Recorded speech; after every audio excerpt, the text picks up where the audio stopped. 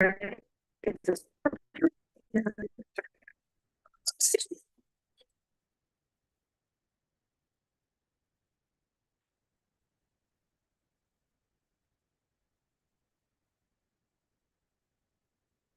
We're good. Okay.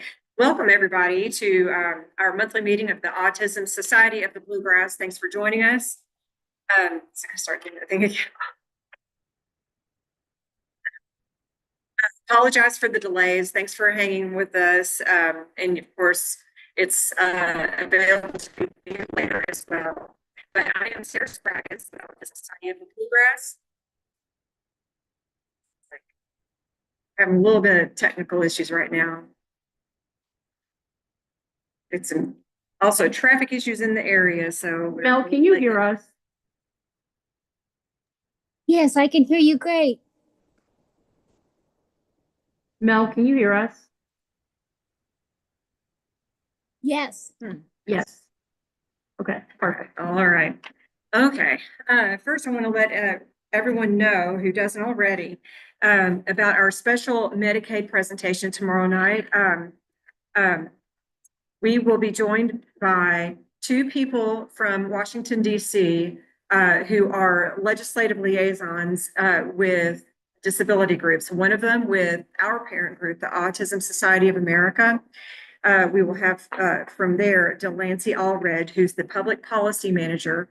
And from the ARC of the United States, we'll have Kim Machino, who is the senior director of Medicaid policy for that group.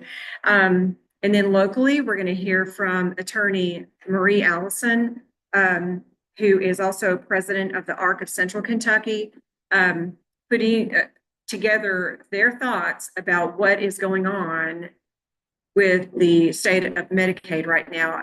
And of course, it's entirely in flux, but they're going to discuss what they know and what they think is potentially going to come in the future. But that is going to be tomorrow night on Zoom only, because two of them will be joining us from DC. So 6:30 p.m., use the same link you used to join this meeting. If you are curious about, or if you've forgotten and you want to send it to somebody, you can find it, correct me if I'm wrong, Joe, on asbg.org. Yeah, that's up there. So the announcement. There's an actual Zoom link, like Yes. If you hit Zoom when the meeting first starts. Okay. Yeah. So you can find it, or you can tell someone to find it at asbg.org, but you can also just send the link that you used tonight to anybody who might be interested in joining. The issue of it is that we all know Medicaid keeps families together, and cuts could be devastating to the millions of people who rely on it. And a lot of our families in Kentucky do through Medicaid reimbursements, that sort of thing. So Medicaid, as many people know, it's not just for people with low income, it's for people who have disability as well. So people are a little bit worried about what's going to happen, and we'll have that meeting tomorrow night, 6:30 p.m. It's scheduled to go 6:30 to 7:30 with a Q&A after. If you need to enter the meeting, you certainly can, but after 6:30 you're ready, of course. But that there will be a Q&A after our speakers are finished as well. Okay. For tonight, we will be joined by Josh Fain to talk to us about special needs trusts. My family is familiar with those. A lot of families have gotten them. And even if you don't feel like your family needs one yet, it's a lot of information that is of interest to all of us in the disability community, and you can tuck it away for when you might need it in the future. I'll just tell you, a special needs trust is designed to preserve a disabled person's eligibility for government benefits. These public benefits may include means tested programs where eligibility is based on financial need, like Medicaid, SSI, which is supplemental security income, or SNAP benefits, or insurance programs where eligibility is based on criteria other than financial need, such as Medicare, SSD, Social Security Disability Income, SSDI. So in the past, people had to were required by the government to have no more than $2,000.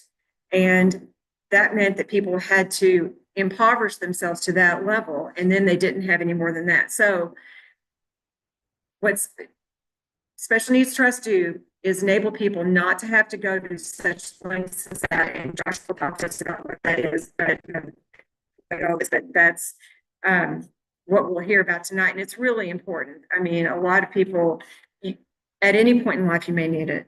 Or you may not even feel like you're going to need it for your family member, but at some point, you might have an extended family member and you want to help them have money, but you don't want to risk their benefits that they get.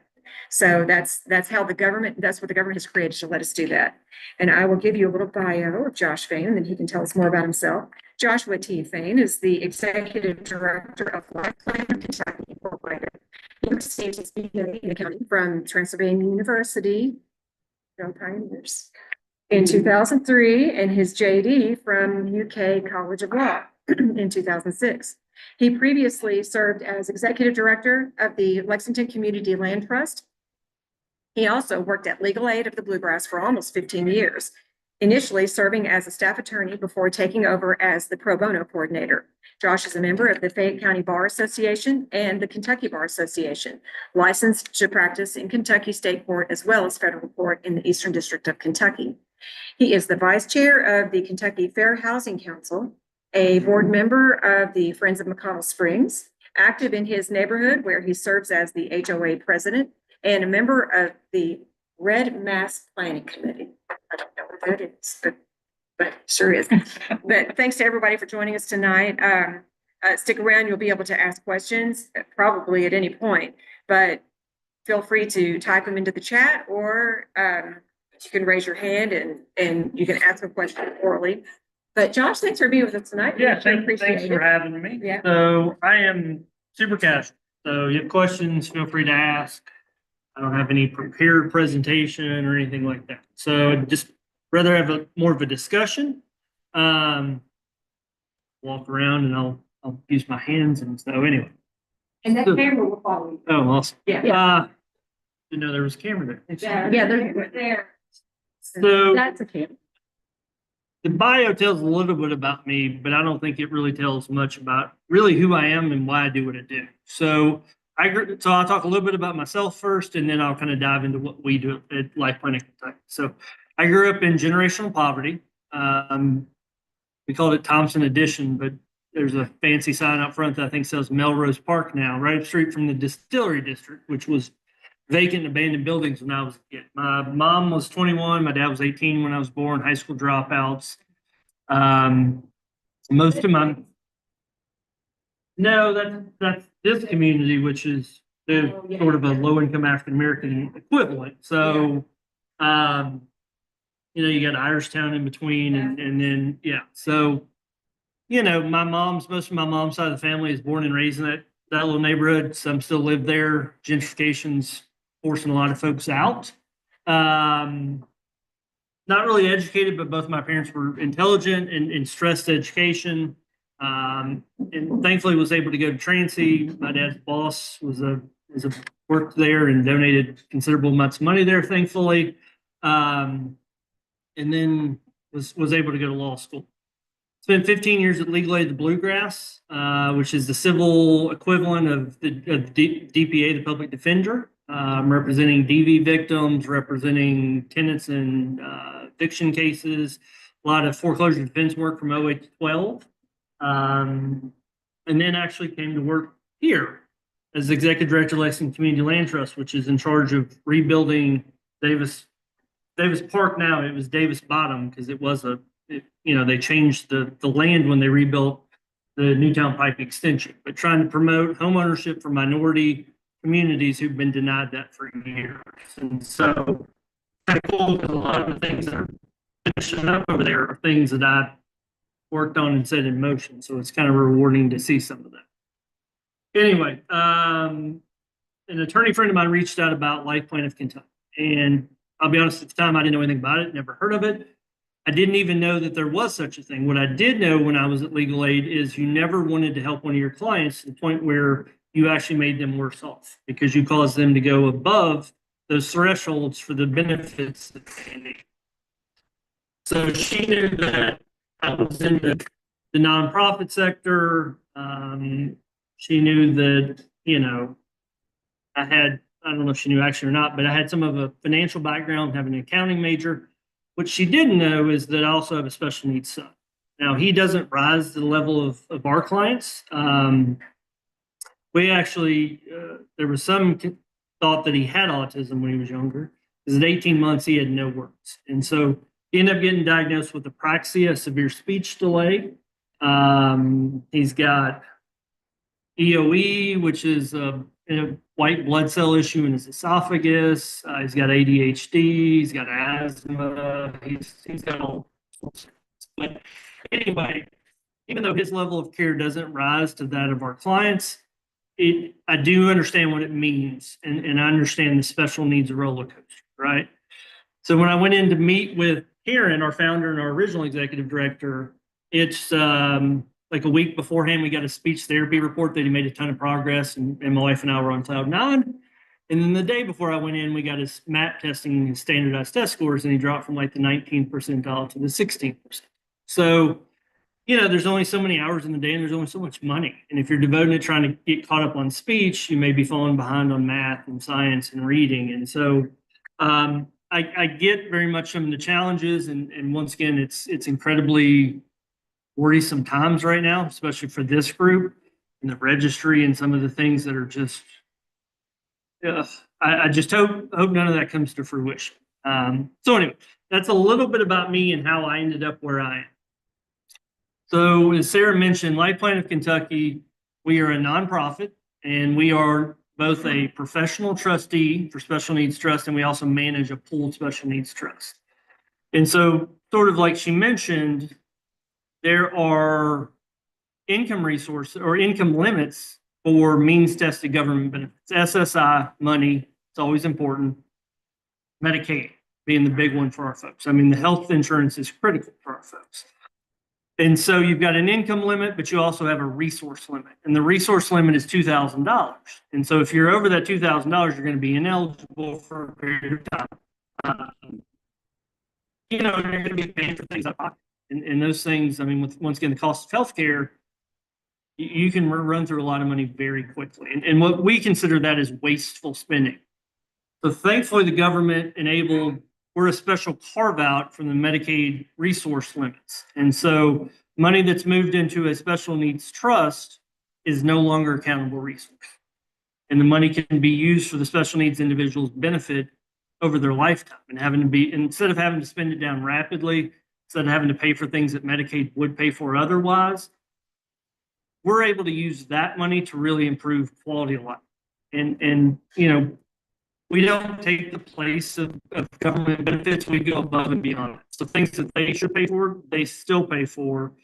Trust money goes above and beyond that. So I'll get into some specifics later, but there are two different types of trust. There's a first party special needs trust, and that's when an individual comes into some lump sum of money typically that puts them over that limit, right?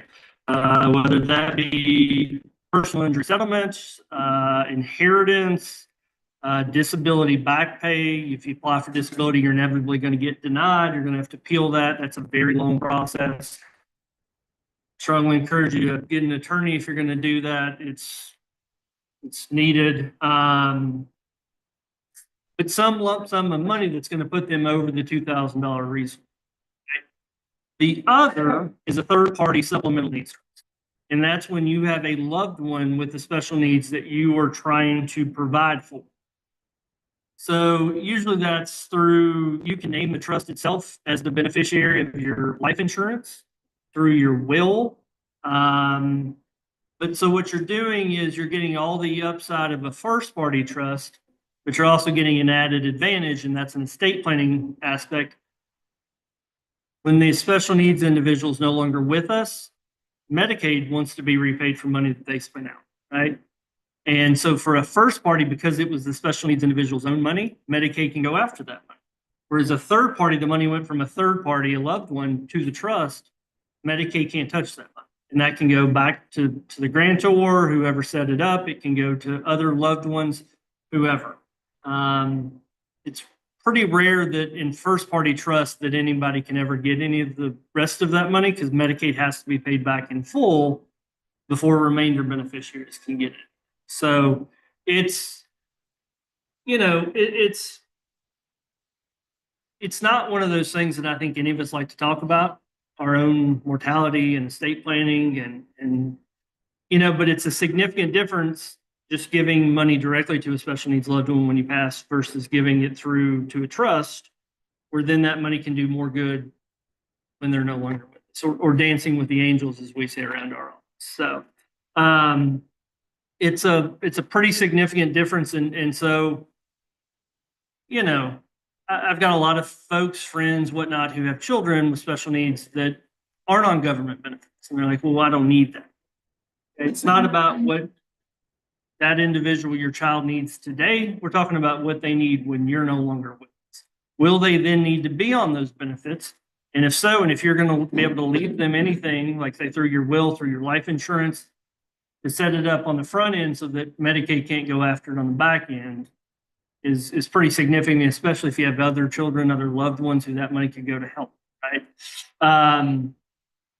So we were founded, it's been, I don't know, 13 years ago now, I would say. And so we've grown to the point where we have about 285 active beneficiaries. We manage about, I used to say, over $23 million worth of assets. The stock market's not done quite so well lately, so it's probably just under 23, but we've grown relatively rapidly over the last couple of years. I think that's because of word of mouth from beneficiaries and spreading the word, and groups like this. We get a lot of referrals from private attorneys, estate planning attorneys, personal injury attorneys. And I think it's really a testament to what we do and the quality that we provide. So we are Kentucky specific. Medicaid's a federal program administered on a state level. So we made the very conscious decision to focus exclusively on Kentucky and to serve Kentucky residents the best that we can. There's a couple programs in the country that are regional. There's a couple that are nationwide, but we made the very conscious decision to focus just on Kentucky.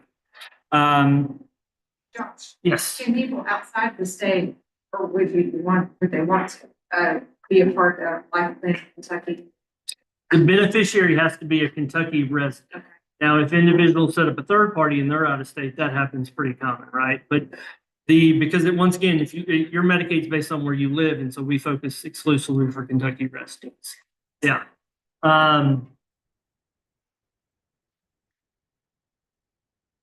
The process, I get why it's concerning for folks, particularly in first party money, right? So we've got somebody that comes into some lump sum of money.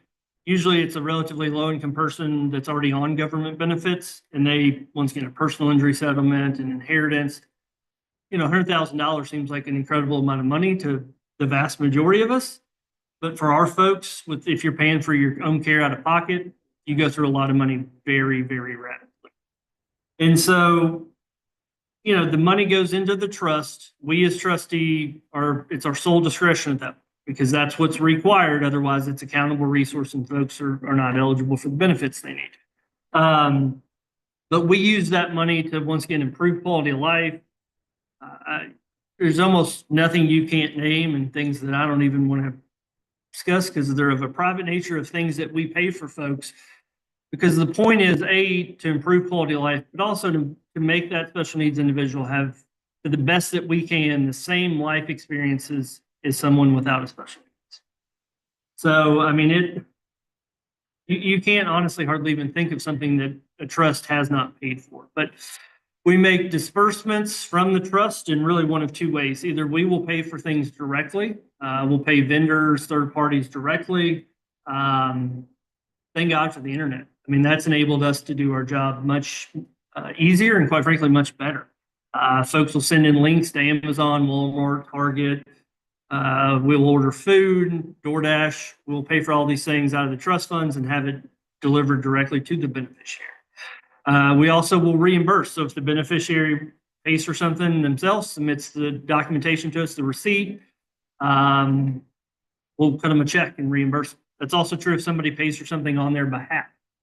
Now, it has to be on their behalf. That is the main federal mandate. The money in the trust has to be used for their sole benefit, right?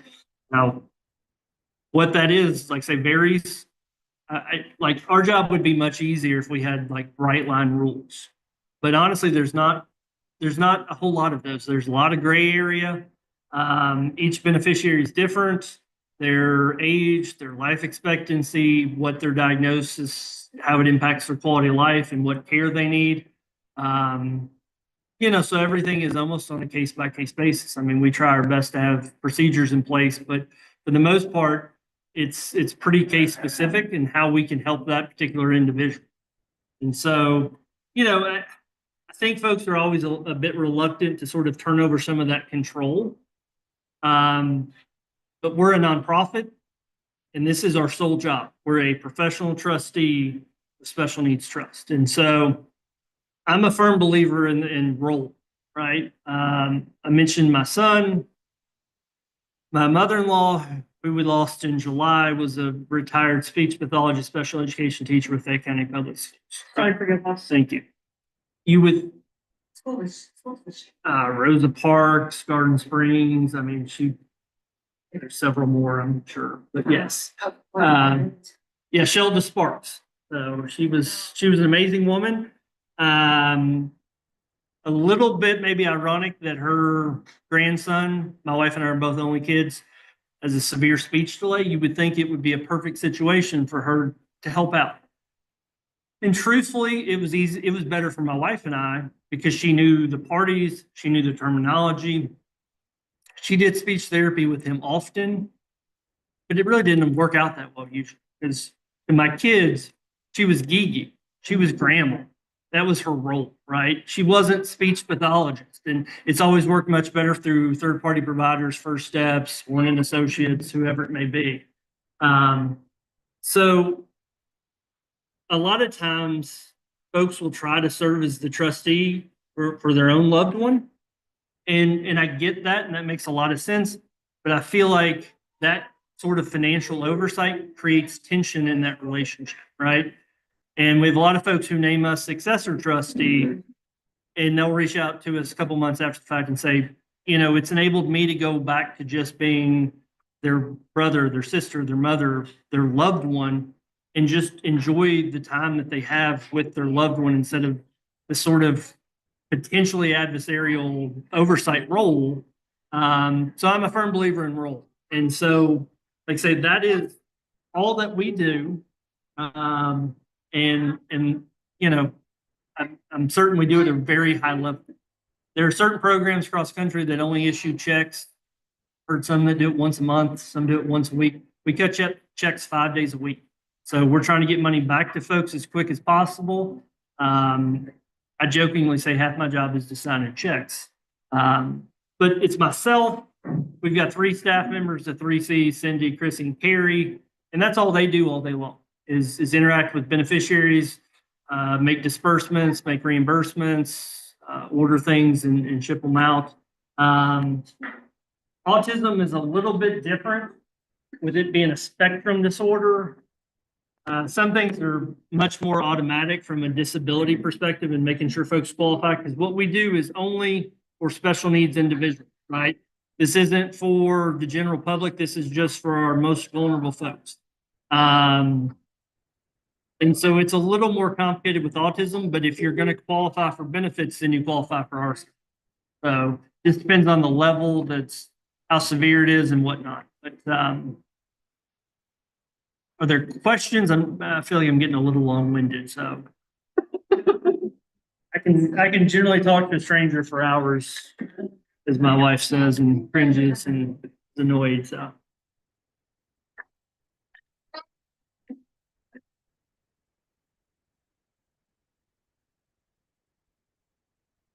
Tell you a little bit about our fees. There's a $500 enrollment fee. That gets you access to all of our trust documents. We have both pre-approved by Social Security first-party and third-party trust documents. If you went to a private attorney to draft those, you're probably looking $2,500 to one firm in particular, which I don't think it'll be around much longer, but upwards of $10,000.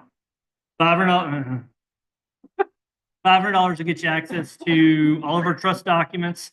Our fees are 1.5% billed annually. Yeah, billed out monthly at $30 a month minimum.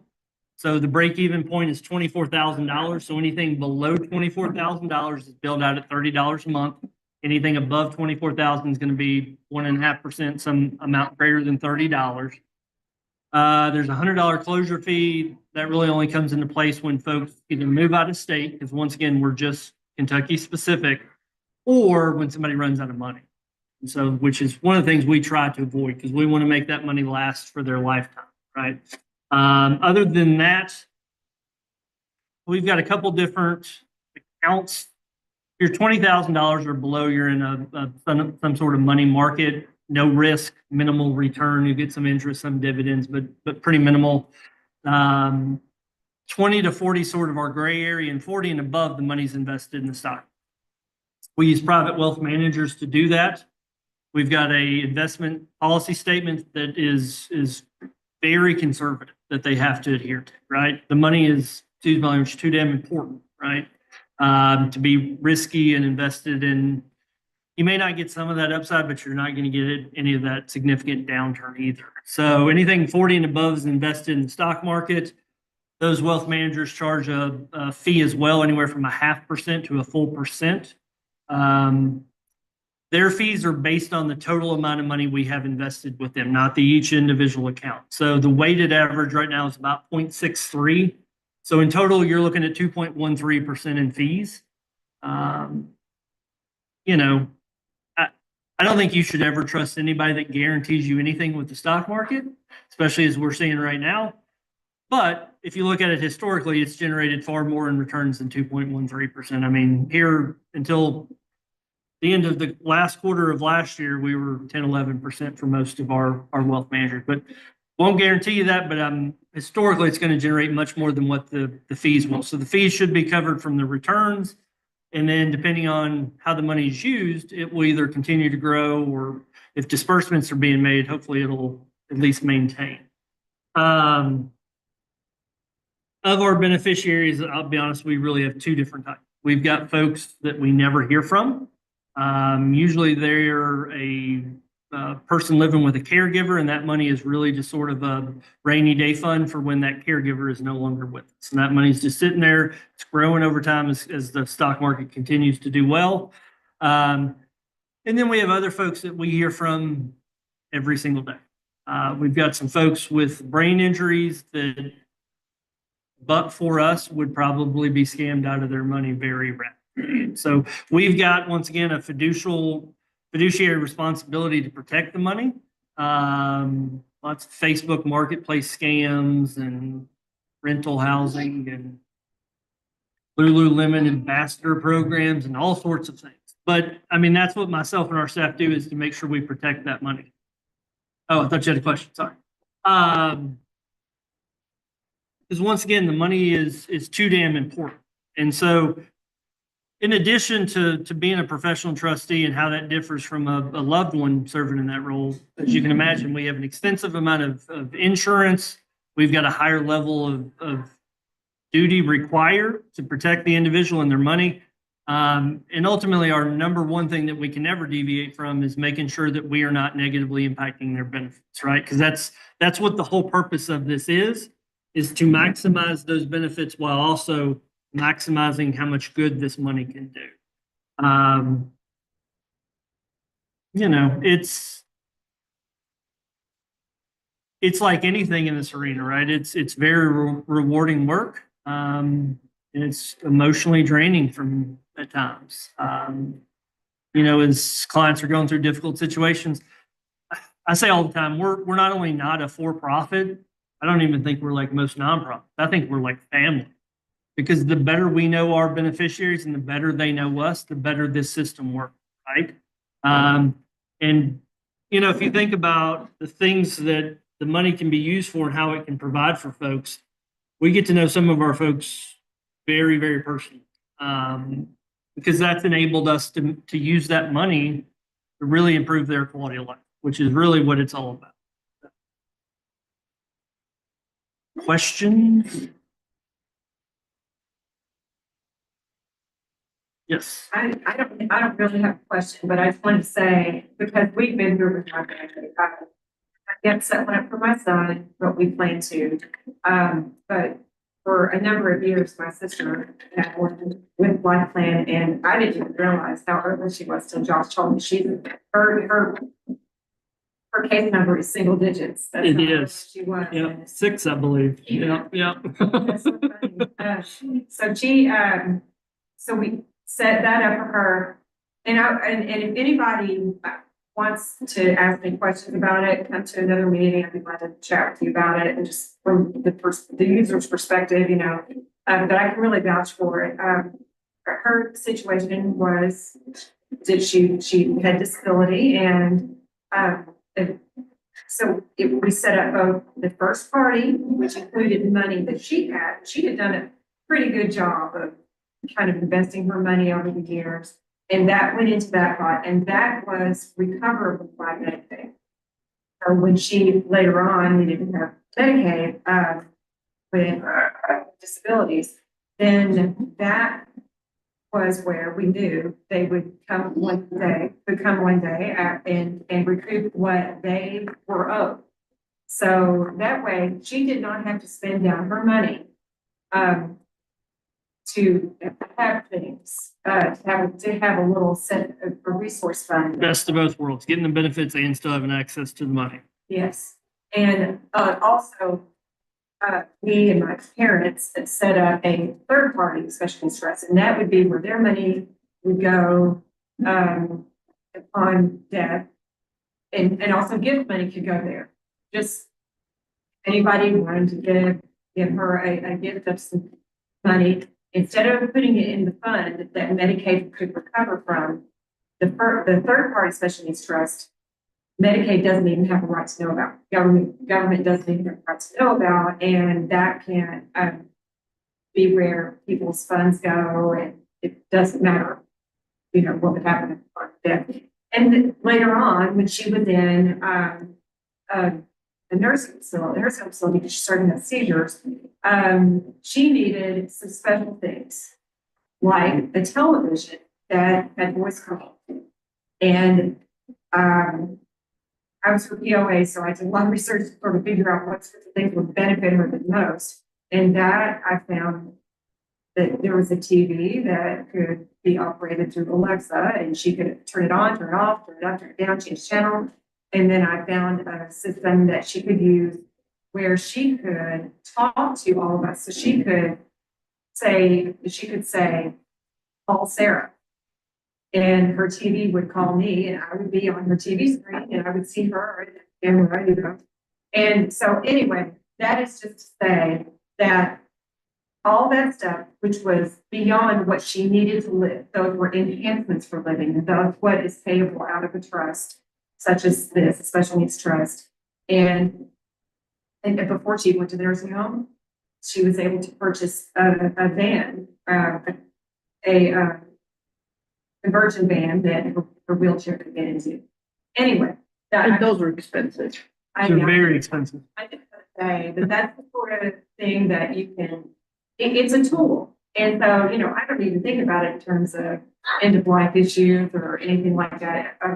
It's just a really interesting and beneficial tool for people to be able to fund a loved one or a friend in certain ways that doesn't harm the benefits they get. So she still had every payment through Medicaid that she needed in her, and that sort of thing. And if anybody needs to ask me questions, just from, like I said, from the user end, I'd be glad to another meeting and talk to anybody about it.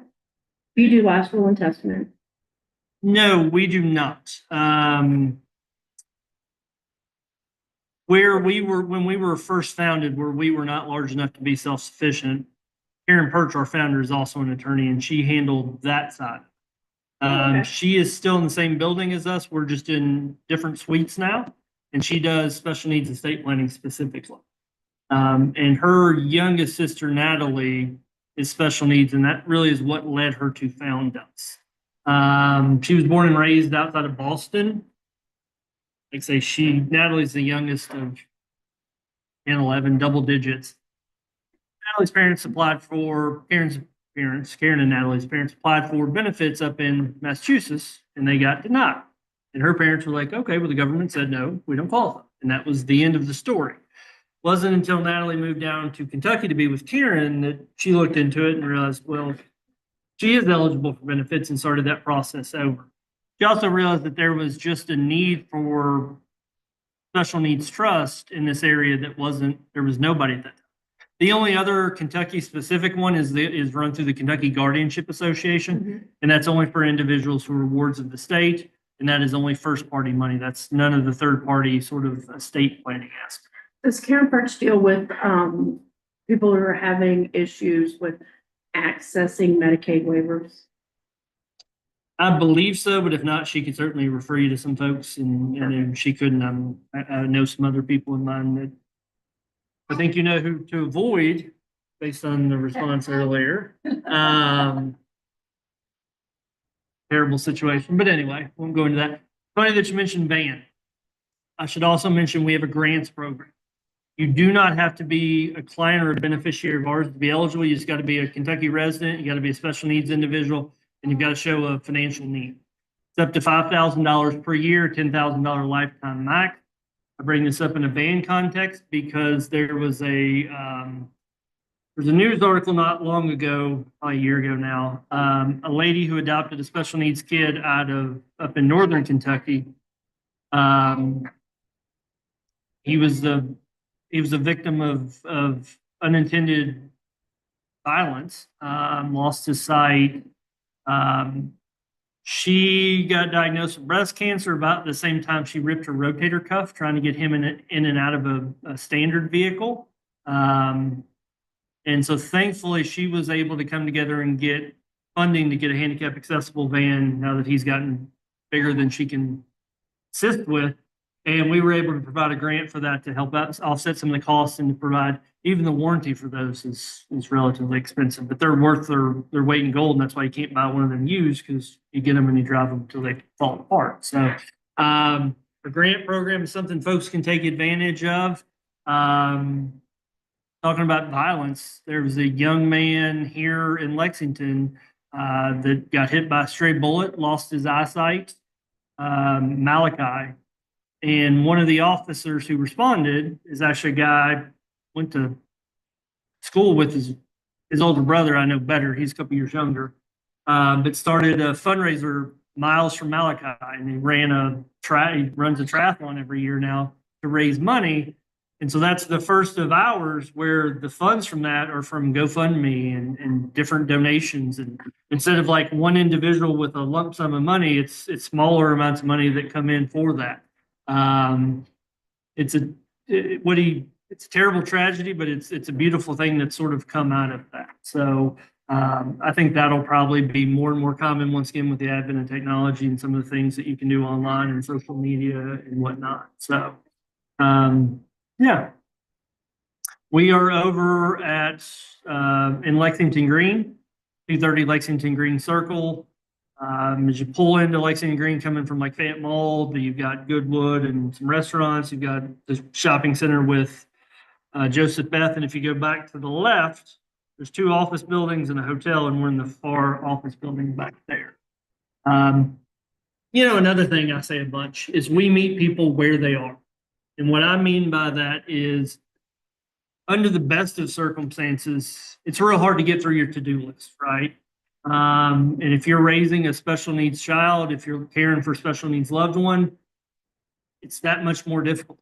So if, estate planning and special needs trust is third on your to-do list, if you never get through 1 and 2, get to it. I completely understand. I mean, we could have somebody that walks into our office off the street. We could sit down, meet with them, execute documents, they hand us a check, and we're up and running. We've got somebody who works upstairs at Fink in our building, which is a supportive housing agency, that has heard us present numerous times over the years, and we still have not crossed that finish line of getting that set up. I will say, like I say, especially due to the difference between first and third party as being so significant, it's especially when you've got a special needs loved one who you're talking about when you're no longer with us, it really is important to set it up on the front end. And so our first party have money in them interactive from the get-go. Third party, we really have two different types. We have funded third party, and if you're financially well enough off to go ahead and put money into it, that's wonderful.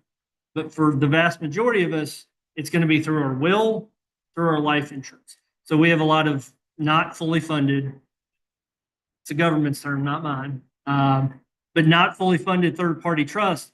So the individuals come in, met with us, paid the $500 enrollment fee, executed the trust documents, and it's in the filing cabinet waiting for a time period if and when it gets funded in the future, right? But once you set the trust up, you can name the trust as the beneficiary on your will. When you're no longer with us, that ship has sailed, unfortunately, and that then becomes first party money if it passes directly to the special needs individual. So once again, it's not about maybe what's needed today, but what's needed at some point in the future.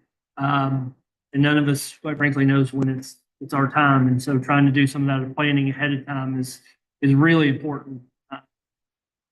But you know, my wife and I don't have documents set up, so I'm not judging, because trust me, I get it. And life is, drop my daughter off at swim practice at 6:15 to come here, and I'll go back and pick her up at 9:30. And I get it. Like, especially now, it seems like everything is busier and more complicated and takes longer and more expensive. And so, but we are certainly here to help in any way we can. And yeah. Josh, I kind of missed part of what you were saying. Yeah. That you are saying that if someone doesn't go ahead and make direct their request to go to the third party special needs trust, if they haven't set that up on them, it's go into the first party. Correct. So once again, my son doesn't rise the level of care. We looked into Michelle P. waiver for him when he was younger. Thankfully, I guess he'd made enough progress by at that point, which once again, that's another issue, right? Some of these government benefit requirements put you in a spot where you were almost rooting against your special needs loved one, because you know if they don't meet certain parameters or they exceed them, they then become ineligible for the benefits you know they need. Once again, those are speech therapy, something, you know, my wife and I have had to pay out of pocket, and thankfully some assistance from my in-laws have enabled us to do that. But there was no doubt he needs that. And I don't know if you met him today, if he realizes he has a speech delay, maybe. But anyway, yes. So, but let's say he did, right? And I don't have those documents set up, and I leave here, and I heaven forbid, who knows what happens? I get in a car accident, I get hit by a bus.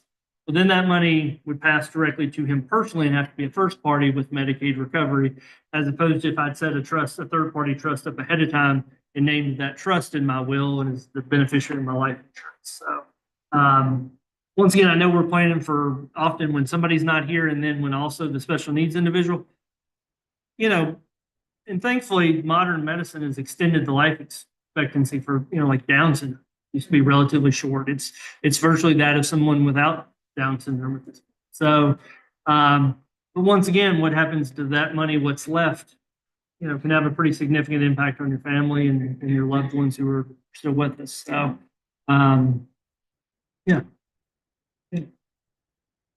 Joe, do we have any questions? Not at the moment. On Check mail? the YouTube. Yeah, I don't see any. Don't see any in the live chat either. Anybody here have any questions? I'll just briefly talk about some of the things we have paid, right? It is, CBD has sort of been a big one. We cannot provide for things that are illegal federally still, but if it's legal under the Farm Bill Act, I had to give myself a crash course on THC levels one day. But for pain management, vacations, trips like that, the money's got to be for the individual sole benefit. So if one of our beneficiaries wants to go on a trip, we can pay for that. They want to take someone with them, cannot pay for the other person, right? Unless they have a note from a physician saying that they need that level of care, and but for that individual going with them, they could not travel. Then we can pay for both, because that is for their sole benefit, because they could not do so otherwise. You know, some folks, it's limited in what we pay for. We pay for larger scale things. For folks, it's day-to-day stuff. And once again, we hear from them every day and make requests, and we make disbursements from it. Like I say, it's a pretty quick turnaround on disbursements. Anything above $2,500 has to go to our board of directors just to get a second set of eyes on that. That amount probably needs to go up. $2,500 isn't what it used to be. But they don't wait for monthly board meetings. They do that via email. They typically respond within 24 hours. If not, we send out a follow-up email. I mean, I'm always surprised at how wonderful and how responsive our board is. I'm on a couple boards, and it's not easy, and especially with everything else going on, but they're all there for a reason, because it's personal to them. They don't have to have someone who's special needs in their life, but a lot of them do. And so they're incredibly responsive and supportive of what we do. And so, you know, I also say a lot. Since I've started doing this, I'm much more outgoing speaking about my son. My wife, I'm loud, I'm outgoing. Once again, I grew up in poverty, I'm a bit redneck. My wife is much more, she's incredibly polite. She is more reserved, more quiet, more polished. She's not as outgoing as I am. But now whenever I run into somebody and they ask me what I'm up to and I explain about what we do, the response is inevitably, oh, got a son with Down syndrome. I've got a niece with autism. Whatever it may be, I feel like this impacts more of us than we realize. And I feel like we all think we're the only ones. And it's wonderful that there's groups like this that brings people together, because it impacts more of us than we know. And to be able to have conversations and to talk about things and shared experiences, I think it's a wonderful thing, and I think there's a lot of value. So you're not alone, and you know, we all have good days and bad days regardless, and you know, there's people fighting the same battles. So yeah. And that's the value of this group. Absolutely. And at the time, I will say, at the time that my son was diagnosed, and just got, my brother is, you know, having a hard time dealing with it, and my brother said to me, "What we call." And it's true. Differently able. I mean, yes, absolutely. Yeah. I'm certain my son will do things in his life that I won't comprehend at all. He is not I played baseball and football growing up. He has zero interest in either.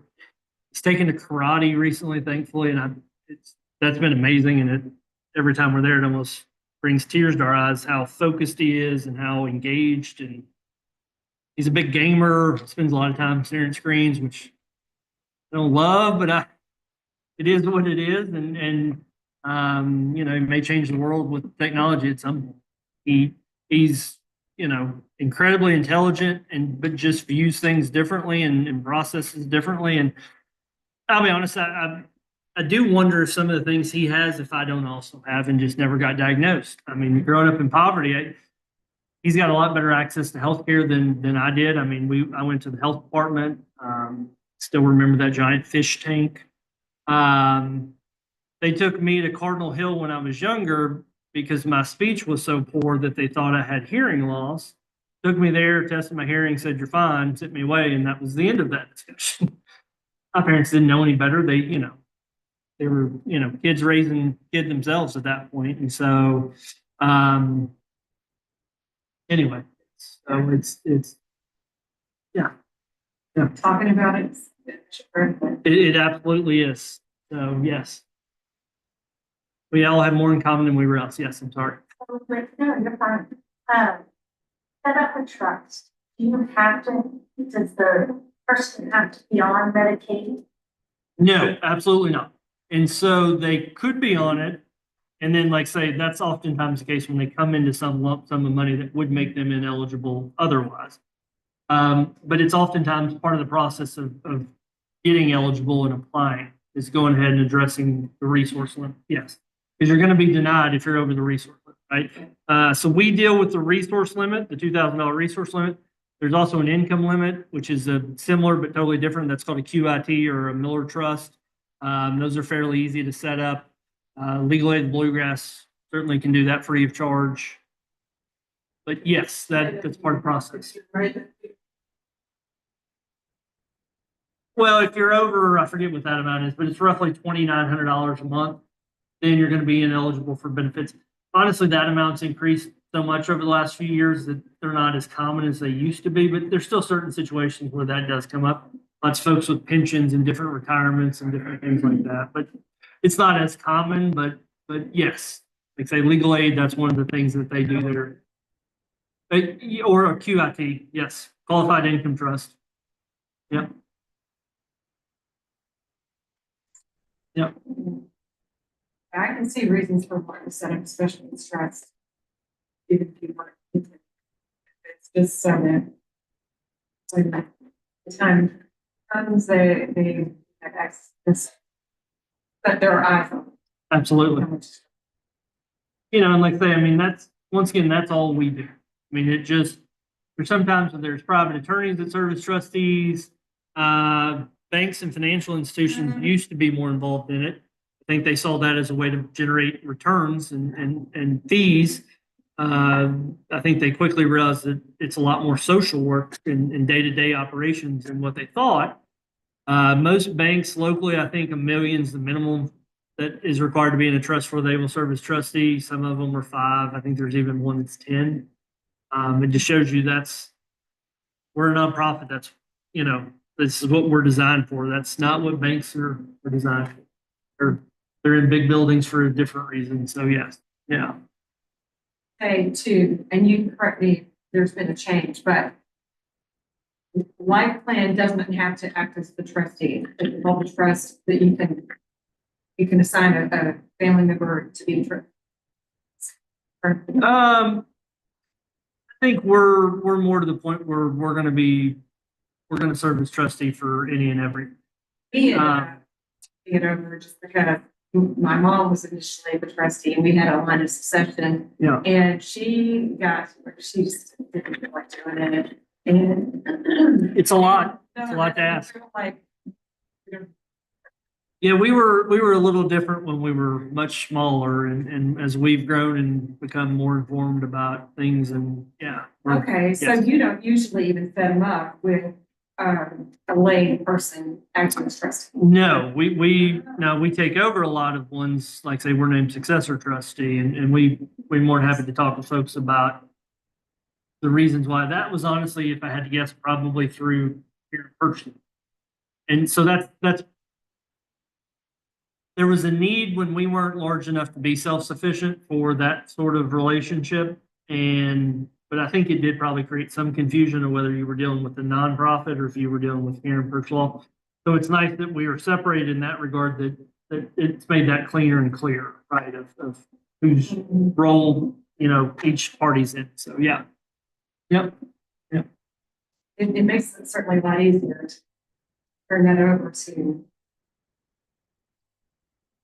We've got a gentleman that started calling every single day asking what his balance is because he sees the news about the stock market. It's a bit that aspect of it. It's a bit like a retirement plan. You really should just not look at it, because you look at it daily, it will consume you. Not what it's doing today, it's what it's doing over a much larger period of time. Although I am very hopeful the downturn is just a temporary issue. We shall see. So yes. Anybody else have any questions?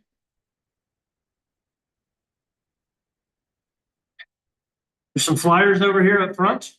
Folks want. I've got business cards if anybody needs one. I think all our contact information is on that too.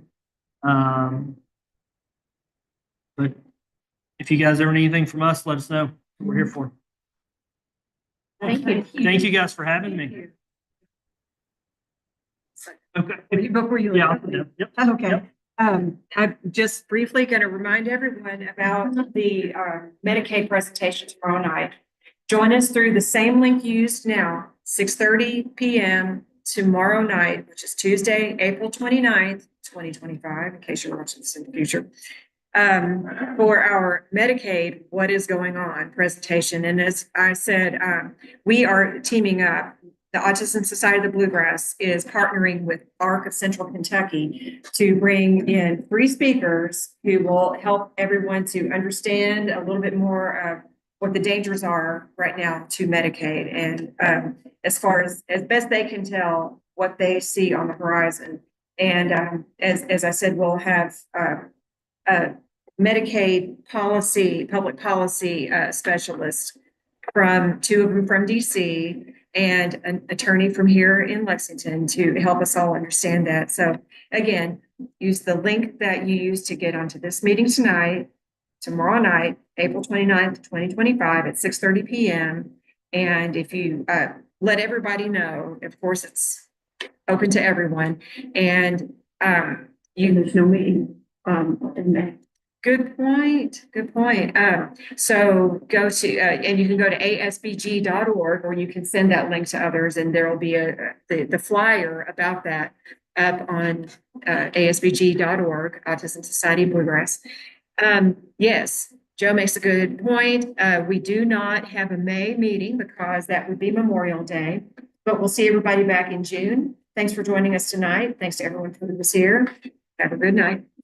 The ARC is an amazing organization. Yes, they are. Yeah. Wonderful. Yeah, they really are. Yeah, everybody has some pizza. So, yeah, the partner with always, you know, and we're just, yeah, if you want to take an empty box and put some pizza in it.